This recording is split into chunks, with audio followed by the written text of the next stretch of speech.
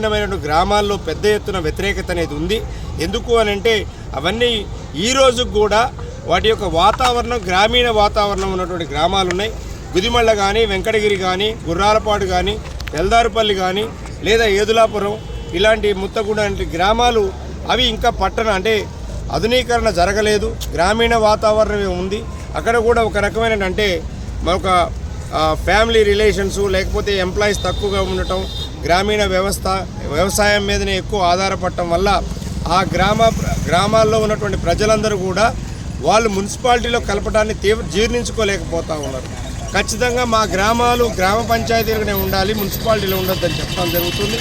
మేము కూడా బీఆర్ఎస్ పార్టీగా కందాల ఉపేందర్ రెడ్డి గారు వారికి హామీ ఇవ్వటం జరిగింది.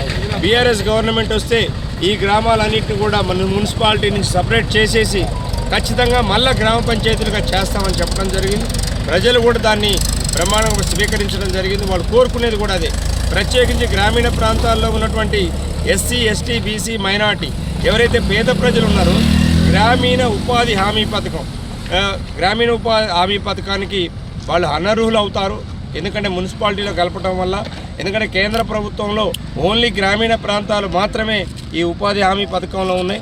రేపు మున్సిపాలిటీలో కలిపిన గ్రామాలన్నింటిలో కూడా ఉన్నటువంటి పేదలకి అవకాశాన్ని కోల్పోతున్నారు. అంటే వాళ్ళ యొక్క జీవన వృత్తిని కోల్పోయేటువంటి ప్రమాదం ఏర్పడ్డది. దీన్ని మేము వివరించడం కూడా జరిగింది. అందరూ కూడా యాక్సెప్ట్ చేశారు. ఖచ్చితంగా మా గ్రామాలుగానే ఉండాలి, మున్సిపాలిటీలో ఉండొద్దని వాళ్ళు చెప్పడం జరిగింది.